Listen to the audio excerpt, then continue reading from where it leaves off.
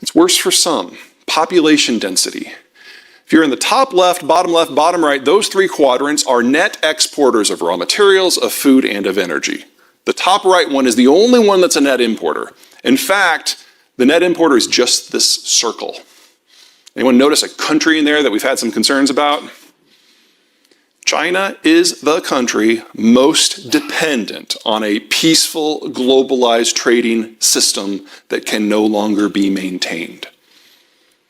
So whether it's because of the Russian war, COVID, a food crisis, a trade dispute, or the inevitable end of global trading access, this story stops. And that's not even the top reason we should expect it to stop. I've got that coming up soon. All right, back to energy. This is total investment from all sources, all corporate, all government, into all oil and all natural gas globally. Back in 2014, a story started circulating in Wall Street, in Paris, in Japan, that fossil fuels are done. You've heard this story. I think that's what the next panel is going to talk about. No pressure. If we're going to be done with fossil fuels between 2030 and 2040, if that's where we're headed, and it takes 3 to 8 years to even get first output from a conventional oil and natural gas field, and then another 5 to 15 years to break even, why would you pour your money into that? Now, there are a series of logical flaws with that freight train argument, but it took hold, and investment into the space plummeted by 2/3 over the next 7 years. 3 to 8 years to bring a project online. So if we double or triple investment in the space today, you should not expect a supply effect to hit the markets before 2025. So where we are right now, 2025, that's as good as it gets. Okay? Now, what is true for the global average is not true for each individual piece. I love this graphic sequence. I like to call this the checkbook map, because every dot is someone who has paid their power bill. You guys love the checkbooks, right? Yeah. Here are the world's conventional and oil and natural gas basins. A lot of the anger and angst and stress of the last 75 years has been about getting the energy from where it's produced to where people actually live and consume it. I'm going to give you another click and show you where the world's commercially viable shale deposits are. Watch North America. And some of those lighter ones are just ones that haven't had the exploration work, so we just don't know yet. There used to be a lot more pink on this graphic, but in 10 years, lots of people have poked at their shale and discovered it's just not all that, except here. There are a dozen reasons why US shale is fundamentally different from global energy. At least at this moment, this is the most important one. We produce it where we live, and no one else can. So even if the Biden administration botches this oil export ban, we're working from such a strong baseline, there'll be lots of fallout, but most of it will be on other continents. Checkbook map, zoomed in. Here is the most important concentration of checkbooks in human history. It's Marshalltown, Iowa. This is where I am from.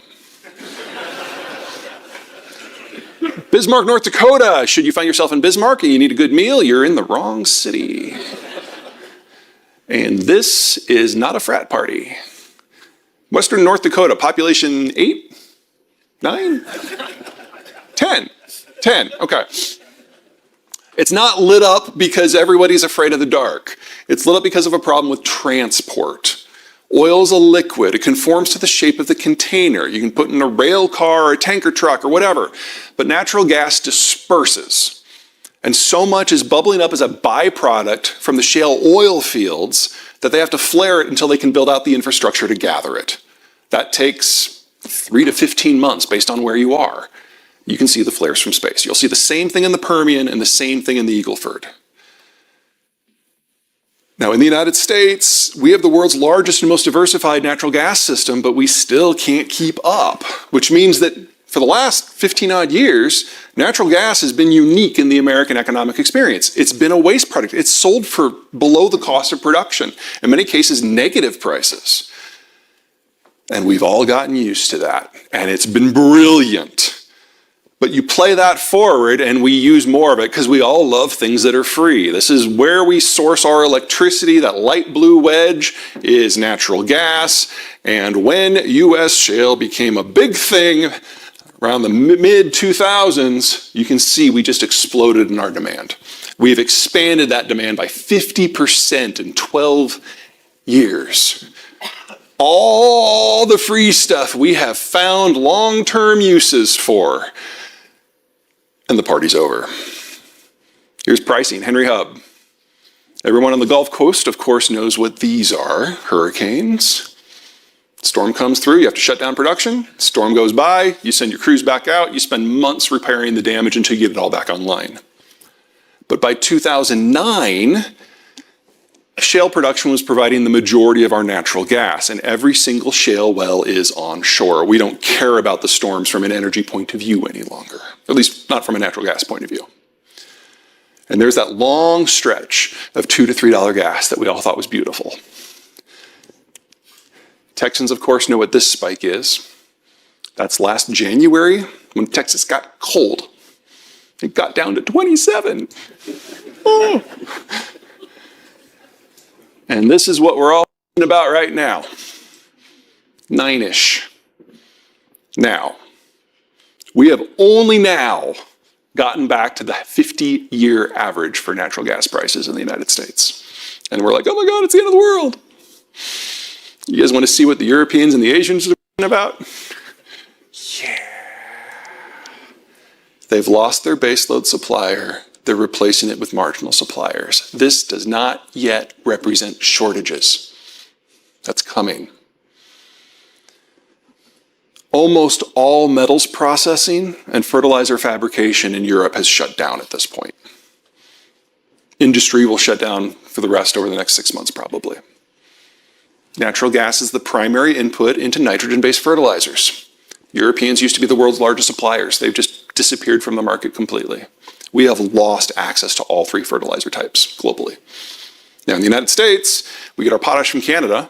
I don't have a lot of good things to say about Canada, but I'll say that. We are the world's largest supplier. I was there for 2 weeks. They kicked me out. Natural gas, we're the world's largest supplier. And even with at 9, we're the world's lowest cost producer. So we're fine on nitrogen. And phosphate, we primarily source within North America, and we get the balance from like Morocco and Israel, countries that I think are going to be broadly okay. We're okay here. Most of the rest of the world is not. Now, the question is, where's our new price band? If it's not going to be between 2 or 3, is 9 our new normal? Is it going higher? I think neither.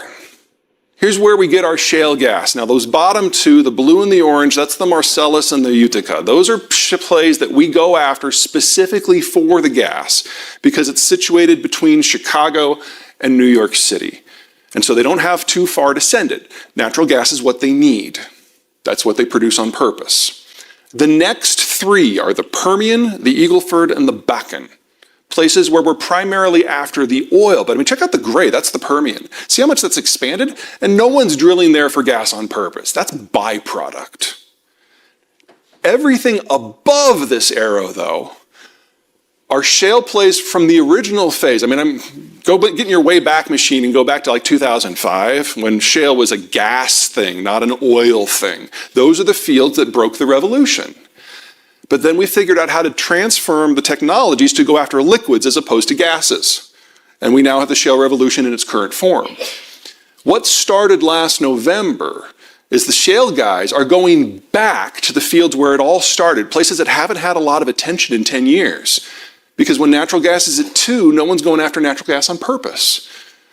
But at 9, they will. And we're now taking the oil technologies and back applying them to gas. And you should expect everything in that top third to explode. In fact, it's already increasing pretty dramatically.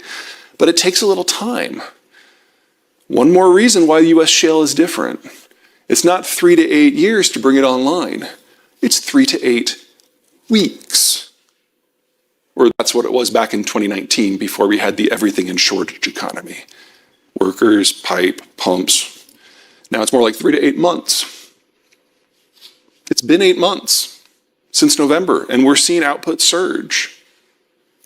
But the Ukraine war is taking stuff offline faster than we can bring stuff online. Another reason to expect the Biden administration to move on export bans.